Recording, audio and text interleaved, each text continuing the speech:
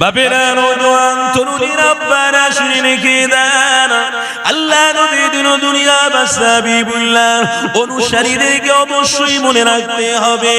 এ দুনিয়ার মানুষেরা আল্লাহ নবী দিন দুনিয়া হাবিবুল্লাহ তামাম মক্কাবাসীদের ভিতকে মজবুত করার জন্য আল্লাহ নবী আমার হকের কথা বলতে লেগেছে।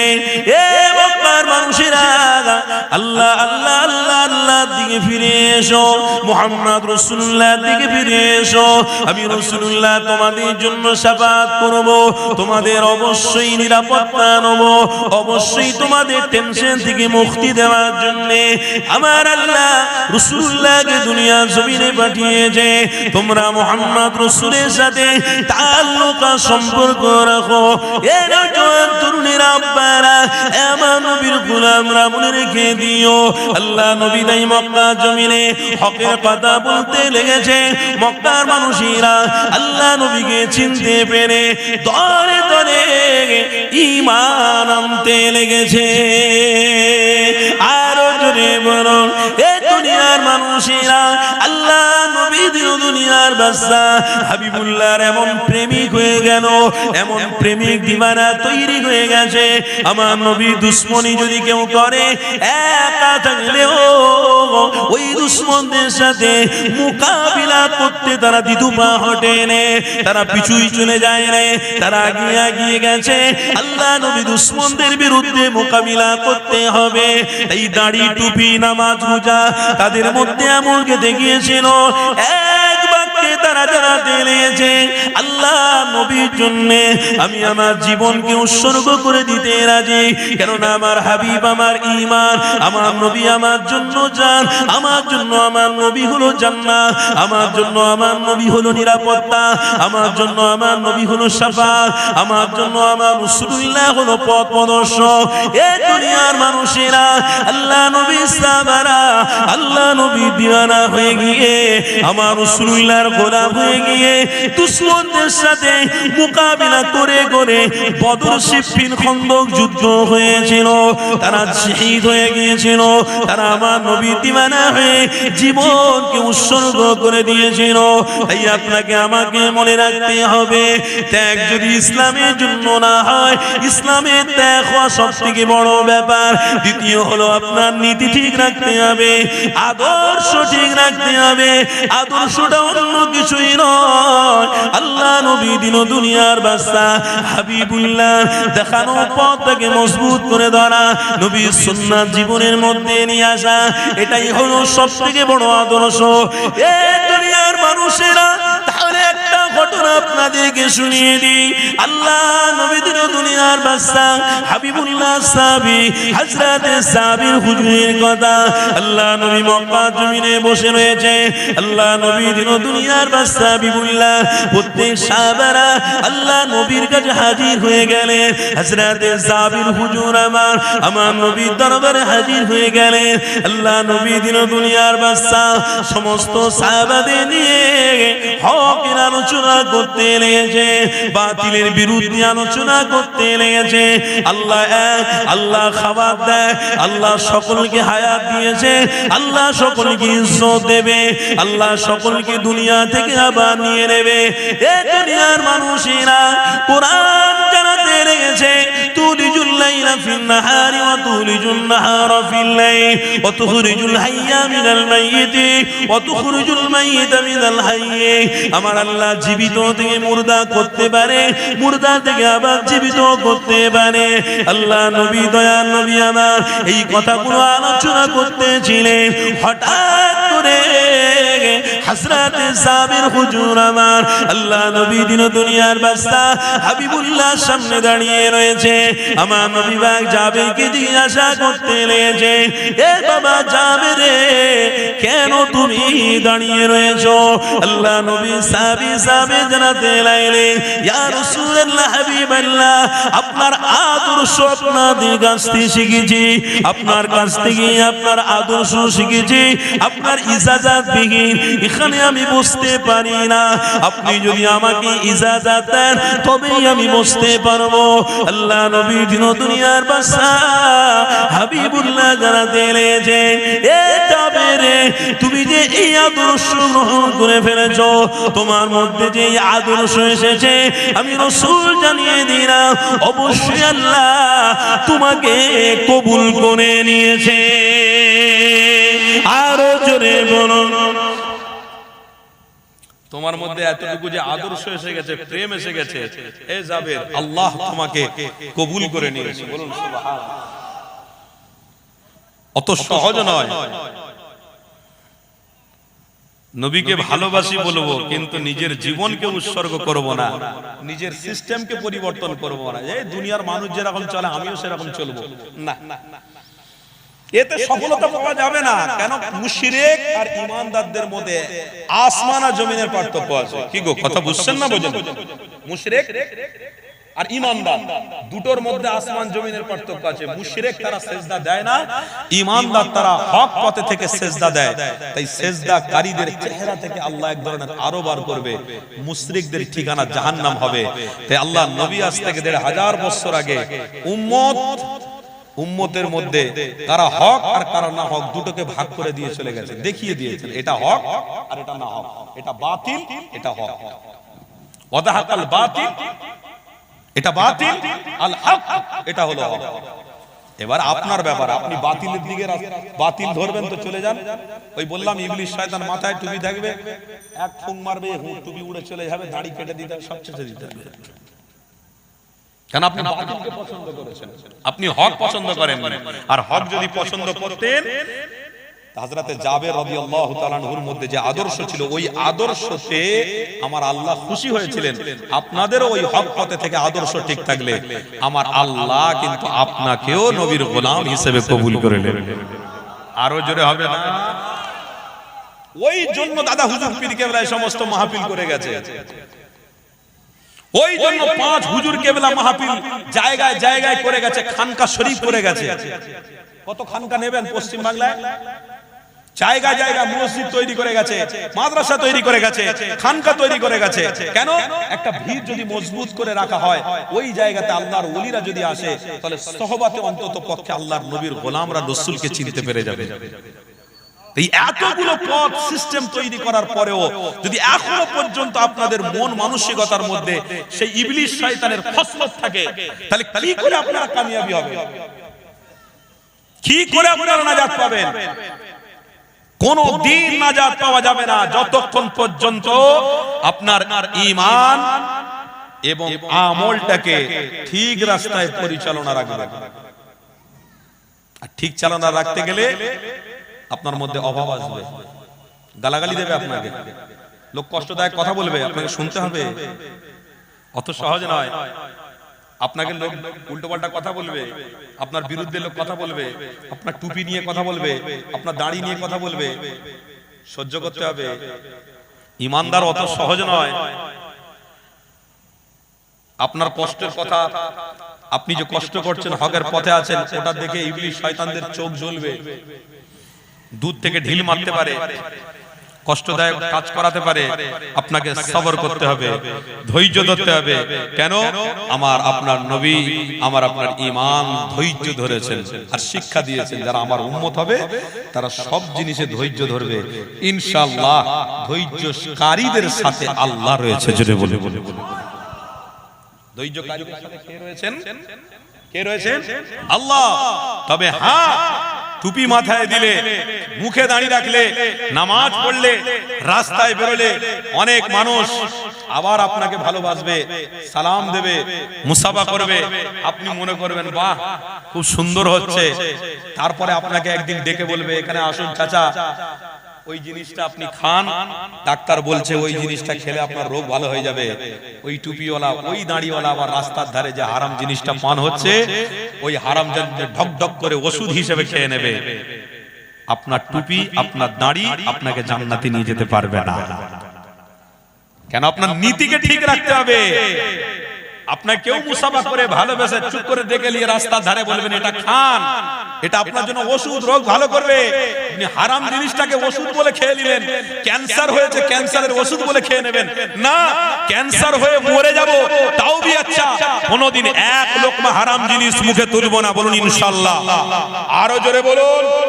এটাকে বলে নীতি। আপনার কিডনি খারাপ হয়ে গেছে, আপনার চোখে অন্ধ হয়ে গেছে, কেউ একজন এসে বলল রাস্তার ধারে একটা ভালো ওষুধ বিক্রি হচ্ছে, চাচা আপনি খাবেন। বলে কোন ওষুধ বাপ?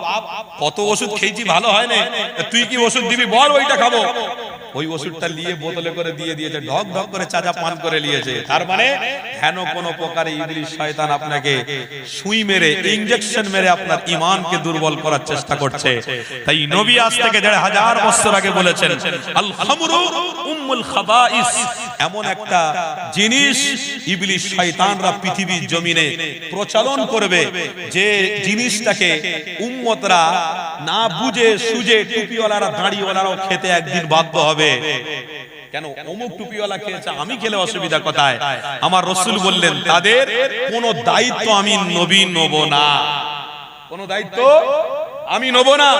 কবরেও তাদের দায়িত্ব নেব না, কিয়ামতের দিনেও আমি দায়িত্ব নেব না। দায়িত্ব কি? শাফাআত। আমি শাফাআত তাদের জন্য করব না, আমি তাদের থেকে মুখ ফিরিয়ে নেব। আরেকটা জায়গা আমার রাসূল বললেন আল গিনাউ ইউনফিতুন নিফাকু ফিল কলব।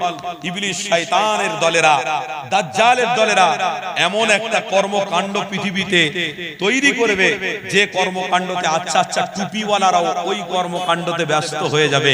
কি? রাস্তায়, বাড়িতে, চলতে ফিরতে হেডফোনে মানুষ গান শুনবে, বাজে বাজে ছবি দেখবে, বাজে বাজে অন্যায় জিনিস তারা দেখবে।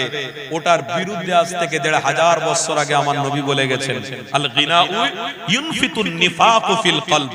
এর মধ্যে আমার দাড়িওয়ালা টুপিওয়ালা উম্মত কত যোগ হয়ে যাবে।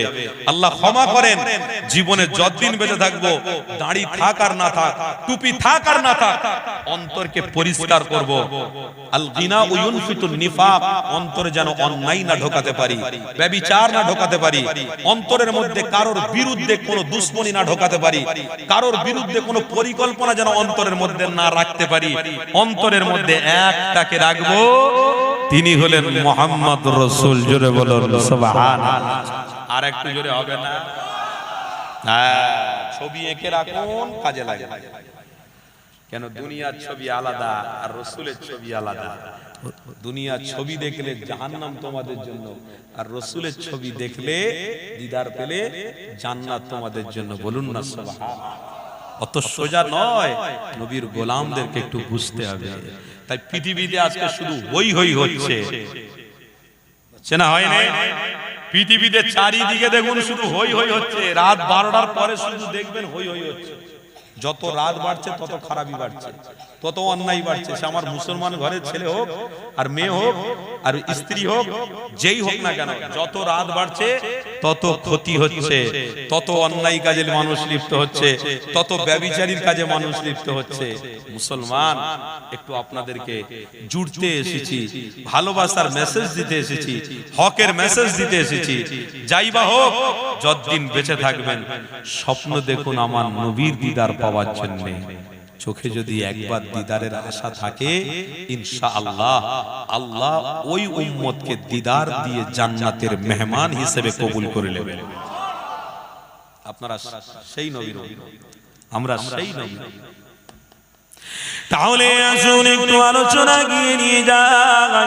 আল্লাহ নবী দিদার প্রাপ্ত মুসাতে জামান আমির শরিয়ত কুতুবুল আলাম, আল্লাহ নবী দিদার পাত্র সুলতান হিন্দ খাজা গরিবে নওয়াজ, আল্লাহ নবী দিদার পাত্র এমন করে পিরানি পীর দস্তেগি বড় পীর আব্দুল কাদের জিলানী রহমাতুল্লাহ আলাইহি, ইনারা হলেন আল্লাহ নবী দিদার প্রাপ্ত গোলাম। এ যুবকেরা, এ নবীর গোলামেরা, হযরত হাজরাতে পিরানে পীর দস্তগীর বড় পীর আব্দুল কাদের জিলানী হুজুরের আলোচনা একটুখানি আপনাদের সম্মুখে রাখি। কেননা পিরানে পীর দস্তগীর হকের পথ অবলম্বন করার জন্য পিরানে পীর দস্তগীরকে আল্লাহ পাক সমস্ত পীরদের পীর আল্লাহ বানিয়ে দিয়েছে। এ যুবকেরা, তরুণীরা, আব্বারা, পিরানে পীর দস্তগীর বড় পীর আব্দুল কাদের জিলানী হক পথকে অনুসরণ করার জন্য বাতিল ও পীরকে বুঝতে পেরেছিল। হযরতে পিরানে পীর দস্তগীর বড় পীর আব্দুল কাদের জিলানী হুজুরকে আমার আল্লাহ সোনার অক্ষর ইতিহাসের পাতায় এখনো লিপিবদ্ধ করে দিয়েছে। এ নবীর গোলামরা শুনে রেখে দিও, এই পিরানে পীর দস্তগীরকে আমি আল্লাহ কবুল করে নিয়েছি একটাই কারণে, কেননা আমার হাবিবের দিদার লাভ করার কারণে। এ দুনিয়ার মানুষেরা, আমার নবী গোলামীরা, এই পিরানে পীর দস্তগীর বড় পীর আব্দুল কাদের জিলানী হুজুর আমার হকের কথা বলতে লেগেছে, বাতিলের বিরুদ্ধে কথা বলতে লেগেছে। এই পিরানে পীর দস্তগীর বড় পীর আব্দুল কাদের জিলানী হকের পথ চলতে চলতে চলতে হঠাৎ করে দিনের দাওয়াত দিতে দিতে একটা গায়ের মুসলমান ব্যক্তিও আমার পিরানে পীর দস্তগীর বড় পীর আব্দুল কাদের জিলানীর অনুসারী হয়ে গেছে। এ দুনিয়ার মানুষ রে, আমার নবী দিওয়ানারা শুনে রেখে দিও, পিরানে পীর দস্তগীর হক পথকে অনুসরণ করে থাকার জন্য, আমার নবীকে সত্য বলে মেনে নেওয়ার জন্য পিরানে পীর দস্তগীরকে আল্লাহ মাকাম বানিয়েছে, সাহায্য করেছে, গায়েব থেকে আল্লাহ সাহায্য পাঠিয়েছে। এই পিরানে পীর দস্তগীরের অনুসারীদেরকে একটু শুনিয়ে দি, আরে কি পীর আল্লাহ তোমার আমার জন্য বানিয়েছিল।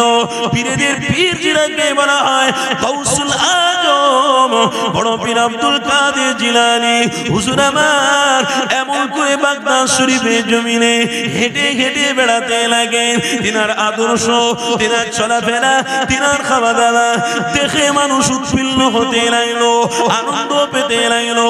এ দুনিয়ার মানুষের 1 তারিখে পিরানে পীর দস্তগীর বড় পীর আব্দুল কাদের জিলানী হুজুরের অনুসারী রাস্তায় যেতে যেতে পীরের কথা বলতে বলতে যাচ্ছে।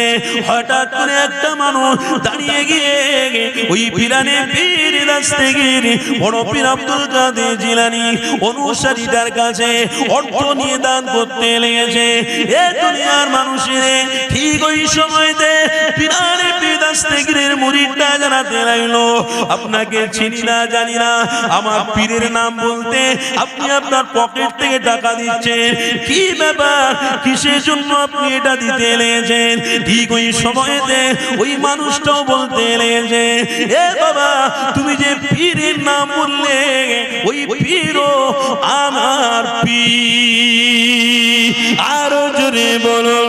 এ দুনিয়ার মানুষের ওই সময়তে তিনি বলতে লেগেছে, আমার পীরকে আমি এতটা মহব্বত করি, আমার নিজের অর্থ তোমাকে দিতে লেগেছে, কেননা তুমি আমার পীরের নাম বলেছো, তুমি আমার পীরের নামকে বলেছো, পীরের নামেতে আমি টাকা দিয়েছি। এ যুবকেরা, ওই পিরানে পীর দস্তগীর বড় পীর আব্দুল কাদের জিলানীর ভক্ত মুরিদরা বলতে লাগলো, শুনেছি আপনি নাকি গায়ের মুসলমান, আপনার অর্থ নেওয়া আমার জন্য যাবে না। ঠিক ওই সময়তে বলতে লেগেছে, এ বাবা তুমি যেমন পিরানে পীর দস্তগীর অনুসারী হয়ে গেছো, আমিও আমার পীরের অনুসারী হয়েছি, সাথে সাথে আল্লাহ তার রাসূলকে মহব্বত করে ঈমান এনে নিয়েছি। আরো জোরে বলুন। গায়ের মুসলমান ব্যক্তিটা বলছে, তুমি তোমার পীরকে যেমন ভালোবেসেছো, আমিও বড় পীর আব্দুল কাদের জিলানীর সাথে সম্পর্ক করে আমিও চুপি চুপি তেনার ভক্তের হাত দিয়ে, তেনার মুরিদের হাত দিয়ে আমিও ইসলামের ঈমানের কলেমা পড়ে ফেলেছি। দেখেছেন, হককে মানুষ হক বলেই মানবে, অত সহজ নয়। গায়ের মুসলমান ব্যক্তি তিনি আমার বড় পীর সাহেবের হাতে হাত দিয়ে ঈমান এনে নিয়েছে। এ যুবকেরা, আমার নবীর গোলামরা শুনে রেখে দিও ওই পীরানে পীর দস্তগীর বড় পীর আব্দুল কাদের জিলানী হুজুরের অনুসারীটা গায়ের মুসলমান অনুসারীটা চুপি চুপি ঈমান এনে নিয়ে নিজে নিজে কোরআন পড়তে শিখে গেছে, নিজে নিজে নামাজের তরিকা শিখে গেছে, রোজার মাসে রোজাও রাখতে শিখে গেছে। এই যুবকেরা তরুণীরা আব্বারা তিনি দলপে অল্পে কোরআন নামাজ রোজা সবকিছু করছে চুপি চুপি, কেউ জানে না। গ্রামের লোক যদি জানে তাহলে বিরোধী বেড়ে যাবে। তেনার অনেক ধন সম্পত্তি রয়েছে, সব সম্পত্তি গুলো মানুষ নিয়ে আত্মসাৎ করে ফেলবে। তাই নিজেকে গোপন রেখে দিয়ে পীরানে পীর দস্তগীর বড় পীর আব্দুল কাদের জিলানী অনুসারী হয়ে গিয়ে চুপি চুপি নামাজ রোজা হজ যাকাত দান খয়রাত করতে লেগেছে।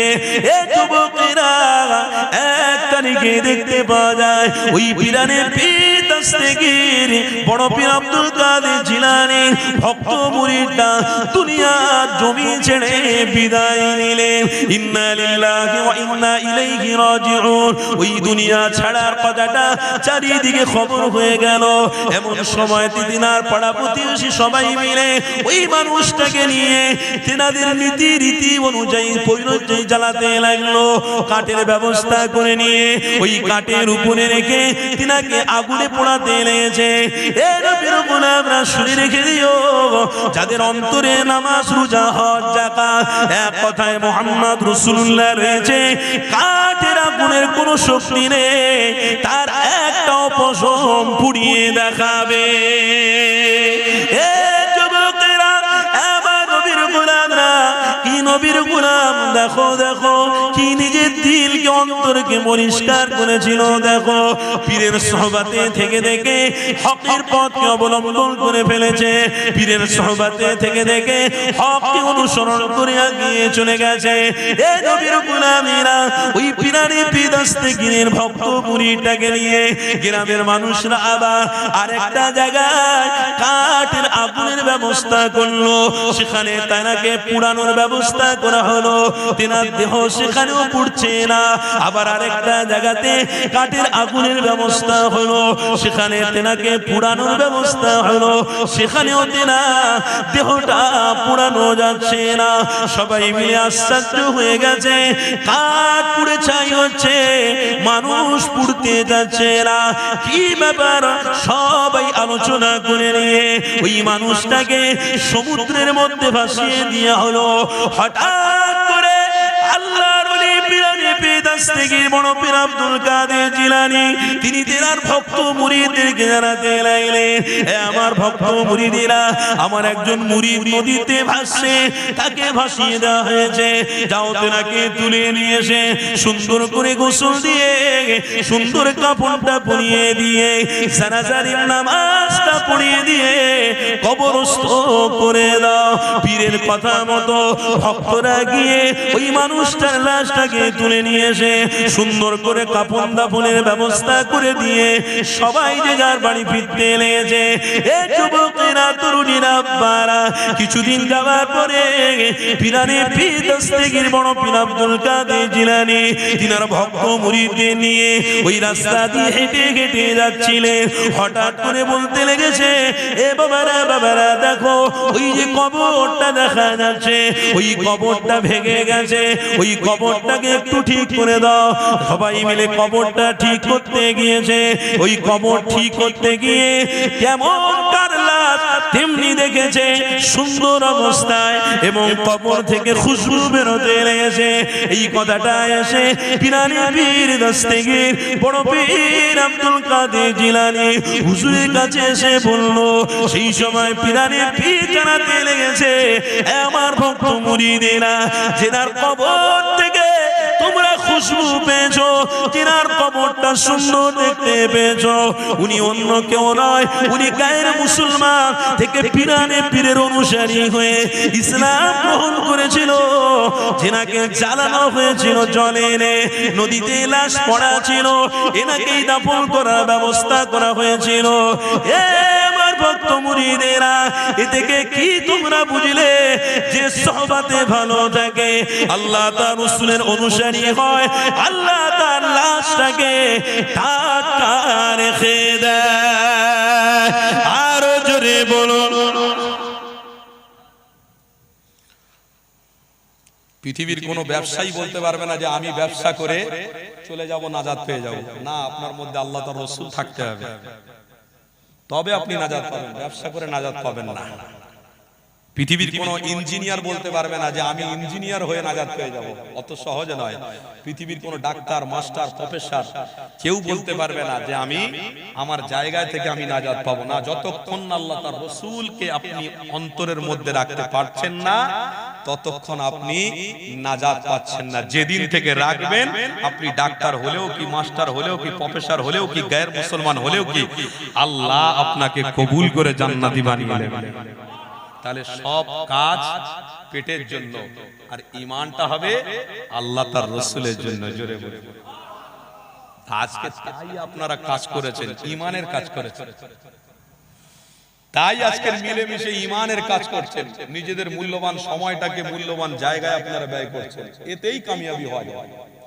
আর এগুলো করার জন্য অনেক জায়গায় দুশমনি হবে, অনেক জায়গায় অপবাদের শিকার হতে হবে, অনেক জায়গায় ছোট হতে হবে। খোদার কসম করে হাত দুটো জড়ো করে বলছি, ছোট হবেন তো হবেন, কোনো অসুবিধা নেই, কিন্তু হাল কোনোদিন ছাড়বেন না। ছাড়া যাবে? এই বাবেরা ছাড়া যাবে না। এই হালটা কিন্তু আল্লাহ দেখছে, আল্লাহু সামিউম বাসীর। আল্লাহ দেখছে এই যে হালটা আপনারা ধরেছেন, এই হাল কিন্তু আল্লাহর জান্নাতের পথ আপনাকে দেখিয়ে দিচ্ছে। এই পথ যে আপনারা ধরেছেন, ইহদিনাস সিরাতাল মুস্তাকিম, এই পথ কিন্তু আপনাকে জান্নাত দেখাচ্ছে। তাই অনেক কিছু হবে পৃথিবীতে, দেখা যাবে নবীর দুশমনরা অনেক কিছু পরিকল্পনা করে রেখেছে, যেটা আমি হাদিসের মধ্যে দেখছিলাম। যেমন একটা দিন আসবে, ইমাম মেহেদী আলাইহিস সালাতু ওয়াস সালাম আসবে নবীর গোলামদেরকে নবী থেকে সরানোর জন্য। ইমাম মেহেদী আলাইহিস সালাতু ওয়াস সালাম এসে মোকাবিলা করে লা ইলাহা ইল্লাল্লাহর ঝান্ডায় সবাইকে নিয়ে আল্লাহর জান্নাতে প্রবেশ করার জন্য তিনিও আবার আসবে। তবে এখানে একটা কথা আছে, ইমাম মেহেদী আলাইহিস সালাতু ওয়াস সালাম আসবে কার নসল থেকে আসবে? হযরত ইমাম হোসেনের নসল থেকে আসবে। জোরে বলুন সুবহানাল্লাহ। ইমাম হোসেনের নসল থেকে আসবে। তারপরে মানুষ কালো অন্ধকার মেঘে ছন্নিত হয়ে যাবে, নিজেরা বলবে আমরা আমাদের জায়গা ঠিক আছি, কিন্তু কিছু সংখ্যক হামলা হবে। তার মানে আল্লাহর গজব হবে। এই গজবে হাজার হাজার লক্ষ লক্ষ মানুষ মরে যাবে, শেষ হয়ে যাবে। কিছু সংখ্যক মানুষ বেঁচে থাকবে। এই কিছু সংখ্যক মানুষ বেঁচে থাকতে থাকতে কিছু সংখ্যক, ধরুন 4 কোটি মানুষের মধ্যে 3 কোটি মানুষকে আল্লাহ মেরে দেবে। আল্লাহ গজব দিয়ে, হামলা দিয়ে মেরে দেবে, শেষ করে দেবে। 1 কোটি মানুষ থাকবে। 1 কোটি মানুষের মধ্যে 10,000 মানুষ পাক্কা খাঁটি ঈমানদার থাকবে। আপনার 10 কোটির মধ্যে 10 কোটি ঈমানদার থাকবে। কিন্তু এই ঈমানদারদেরকে আবার ঈসা নবী এসে, আবার ঈসা নবী আসার আগে কে আসবে? দাজ্জাল আসবে। এই দাজ্জাল এসে 10 কোটি মানুষকে আবার বিভ্রান্ত করার চেষ্টা করবে। এই আপনার 1 কোটি মানুষকে, এই 1 কোটি মানুষকে বিভ্রান্তি করার চেষ্টা যখনই হবে, তখন ঈসা নবী এসে এই 1 কোটি মানুষকে আবার সঠিক রাস্তা দেখাবে। আলহামদুলিল্লাহ, এই 1 কোটির মধ্যে আবার কতগুলো দাজ্জালের অনুসারী হবে, কতগুলো ঈসা নবীর অনুসারী হবে। ওই ঈসা নবীর অনুসারীদেরকে আমার আল্লাহ জান্নাতি হিসেবে কবুল করে নেবেন। এই বিপদ আস্তে আস্তে করে আসছে, তবে কবে আসবে আল্লাহু আলাম, আমরা কেউ জানে না। কিন্তু এখন থেকে আমাদেরকে মজবুত হতে হবে। ঠিক না ভুল বলছি? এখন থেকে তৈরি হতে হবে। সেটা ওয়াজের মাজলিসে হোক, নামাজের পার্টিতে হোক, মাদ্রাসায় হোক, খানকায় হোক, দাদা হুজুরের খানকায় হোক, আল্লামা হুজুরের খানকায় হোক, যেখানে হোক আপনাদের নাম লিখিয়ে দিতে হবে। আল্লাহ স্যালেন্ডার হচ্ছি, আমরা ঈসা নবীর দলের লোক, আমরা ইমাম মেহেদী আলাইহিস সালাম দলের লোক, আমরা দাজ্জালের লোক নয়। আপনারা যখন স্যালেন্ডার হচ্ছেন, তখনই কিন্তু আপনাদেরকে আল্লাহ 400 কোটি মানুষের মধ্যে 300 কোটি মানুষ যে মারা যাবে, আল্লাহ আপনাদেরকে মারবে না। কারণ আল্লাহ বলছেন, যত আমার বান্দা আমার দাসত্ব করবে, আমার রাসূলের দিকে থাকবে, আমি আল্লাহ তাদের হায়াতকে আরো বেড়িয়ে দিতে থাকবো। আমি আল্লাহ তাদেরকে পছন্দ করব যে তারা খুঁড়ো হয়ে যাক, বুড়ো হয়ে যাক, লাঠি ধরুক, তারা আমার ইবাদত আরো বেশি করুক, কেন আমাকে ভালো লাগে। আমি আল্লাহ আমার দাসত্ব যারা করে আমার খুব ভালো লাগে, আমি তাদেরকে বেঁচিয়ে রাখবো। 4 কোটি মানুষের মধ্যে 3 কোটি মানুষকে মেরে দেবে যারা মাথায় টুপি, মুখে দাড়ি রাখতো, কিন্তু এই সমস্ত কর্মকাণ্ড ওদের যোগ ছিল না, যাদের মজবুতির মধ্যে তারা রাখতো না, তাদের নিজের জীবনকে নিজের স্টাইলে চলাতো, সেই অনুযায়ী তারা সেই মতো তাদেরকে দুনিয়া ছাড়তে হবে।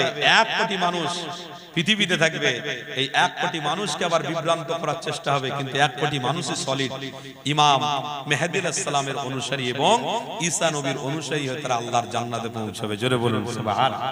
তা আজকের আমরা যে ভালো কাজ করছি, আমরা আমাদের নীতির জায়গায় যে ঠিক আছি, এটা আল্লাহকে দেখাচ্ছি না দেখাই? এই কথা বলো, এটা আল্লাহ দেখছেন না দেখেন? তাহলে আল্লাহ যখন দেখছেন, ইনশাআল্লাহ করোনার মতো এত বড় রোগে আল্লাহ আমাদেরকে হেফাজত করেছেন না করেন? এই বলেন করেছেন না করেন? তাহলে করোনাতে কত বড় লোক, পয়সাওয়ালা, গরিব লোক, ভ্যানওয়ালা মারা গেছে না যায়? কত টুপিওয়ালা, দাড়িওয়ালা মারা গেছে না গেছে? তার ভিতরে আল্লাহ আমাদেরকে হেফাজত রেখেছে। তদরূপ কার ঈমান আল্লাহ পছন্দ করে সেটা আল্লাহ জানে, কোন মলি সাহেব জানে না, কোন পীর সাহেব জানে না। কথা ঠিক না ভুল বলছি?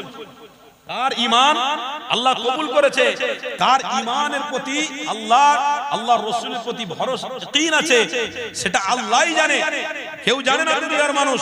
তো সেইখানে আল্লাহর বান্দারা যত কাতার মজবুত করবে, তত আমার আল্লাহ তাদের হায়াত বাড়িয়ে দেবে। জোরে বলুন সুবহানাল্লাহ। হক পথ অবশ্যই ধরে থাকলে আল্লাহকে খুশি করা যাবে, আর হক পথ ছেড়ে দিয়ে কোন মানুষের দেখানো পথ অনুসরণ করলে আল্লাহকে খুশি করা, এই বলুন, আল্লাহকে খুশি করা যাবে না। তা আজকের হক পথ যে আপনারা অবলম্বন করেছেন, হক রাস্তায় যে আছেন, এতে আপনারা খুশি? কথা বলুন, এতে খুশি? খুশি না? এই যে হক পথে আপনারা আছেন, এতে খুশি নয়? খুশি তো তাকবীর দেন না, নারে তাকবীর। না হচ্ছে না, মোহাব্বতে দেন নারে তাকবীর।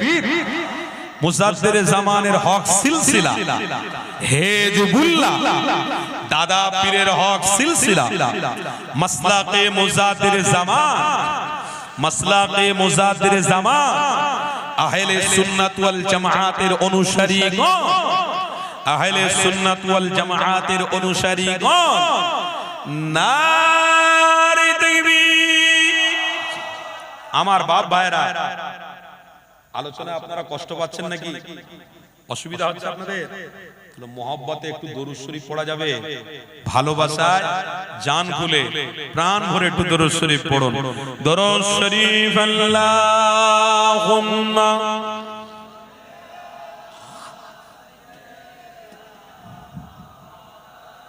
মাওলানা মুহাম্মদ ওয়া আলা আলিহি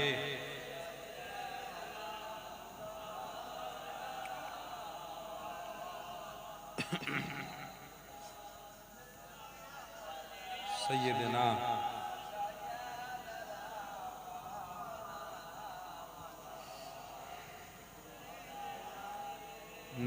सैयदना मौलाना, বলুন না সকলে সাল্লাল্লাহু তাআলা আলাইহি ওয়াসাল্লাম। রাসূলের দিওয়ানারা একটু শোনো মনোযোগ দিয়ে, কবি কি বলছে। कभी भी हमसे हिजरत का सफर भूला न जाएगा, कभी भी हमसे हिजरत का सफर भूला न जाएगा, कभी भी हमसे हिजरत का,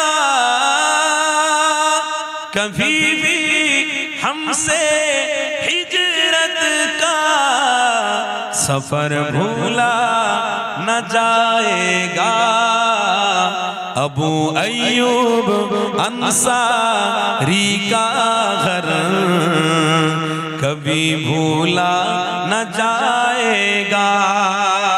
जरा बोलूं ना सुभान अल्लाह। এই হকের পথকে আপনারা সাপোর্ট করছেন বলে ছোট্ট একটি কবিতা আপনাদের কাছে শোনাচ্ছি, শের আপনাদের কাছে শোনাচ্ছি। কেন আইয়ুব আনসারী এমন একজন সাহাবী ছিলেন, আল্লাহর নবীর জন্য উৎসর্গ হয়েছিলেন, তেনার ঘরকে কোনোদিন আমরা ভুলতে পারবো না। জোরে বলুন না সুবহানাল্লাহ।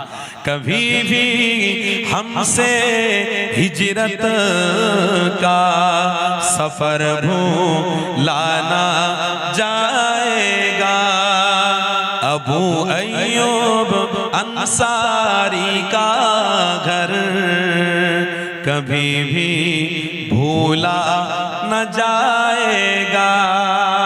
বলুন না সুবহানাল্লাহ।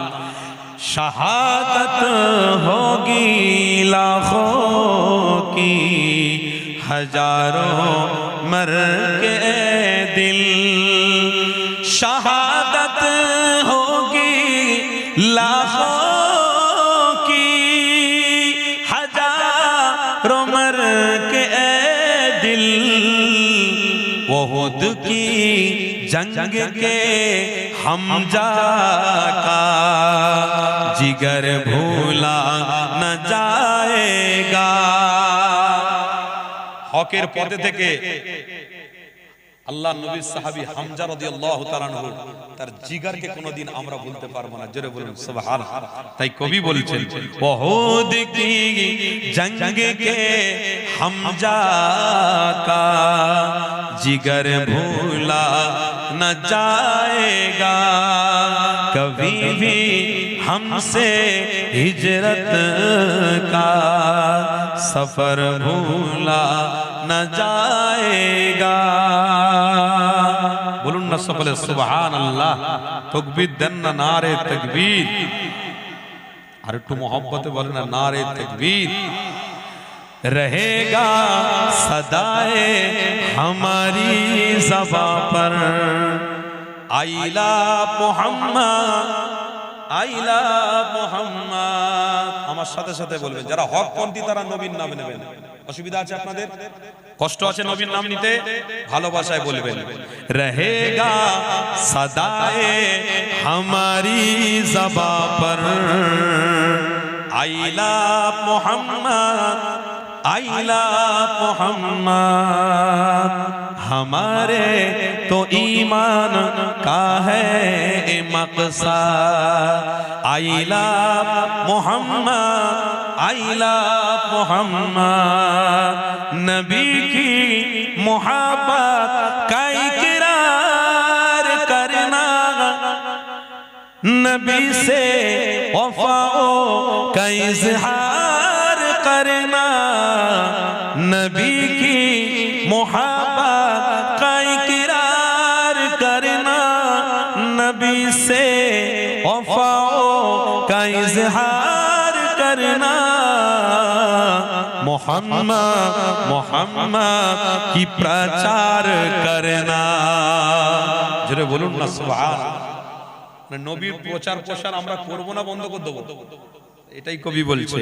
मोहम्मद मोहम्मद की प्रचार करना, फर्ज हम से सरकार से प्यार करना। जरे बोलूं ना सुभानअल्लाह। मोहम्मद मोहम्मद की प्रचार करना, फर्ज हम पे सरकार से प्यार करना।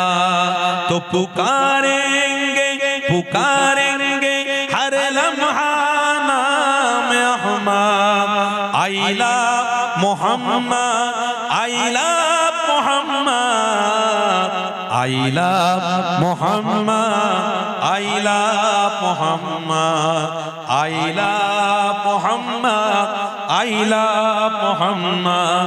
रहेगा सदाए हमारी ज़बां पर, आइला मोहम्मद, आइला मोहम्मद, आइला मोहम्मद, आइला मोहम्मद।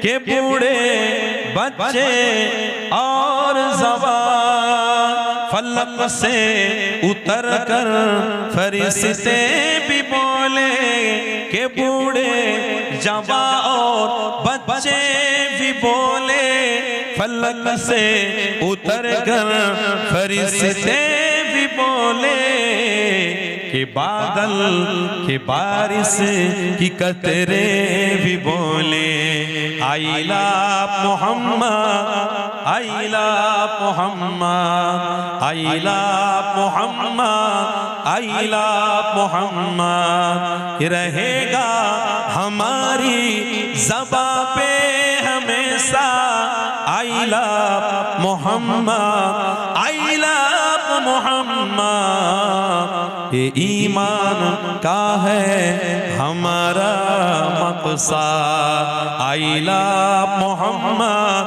आई लव मोहम्मद अल्लाहुम्मा सल्ली अला मौलाना मुहम्मद व अला आले सय्यिदिना।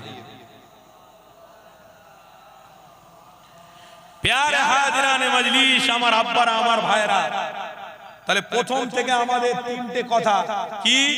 এক নম্বর, আমরা ত্যাগ করেছি, বাচ্চা যারা করেছে আমরা করছি, আমাদের পরের জেনারেশনকে আমরা ত্যাগের রাস্তা দেখিয়ে যাব। বলুন ইনশাআল্লাহ। ত্যাগ করবেন আল্লাহ তার রাসূলের জন্য, যদি করেন তার জন্য কবরে আপনার দেহকে কাফনকে আল্লাহ হেফাজত করবে। জোরে বলুন কেন? আপনি ব্যবসা বাণিজ্য অর্থ নিয়ে কবরে যাচ্ছেন না, আপনি খালি হাতে এসেছেন, খালি হাতে যাচ্ছেন, তাই তো নাকি? তাহলে খালি হাতে যখন যাচ্ছেন তখন কিন্তু আপনার মধ্যে ঈমান ছিল, আর ঈমানটা হলো মুহাম্মদ রাসূল। জোরে বলুন।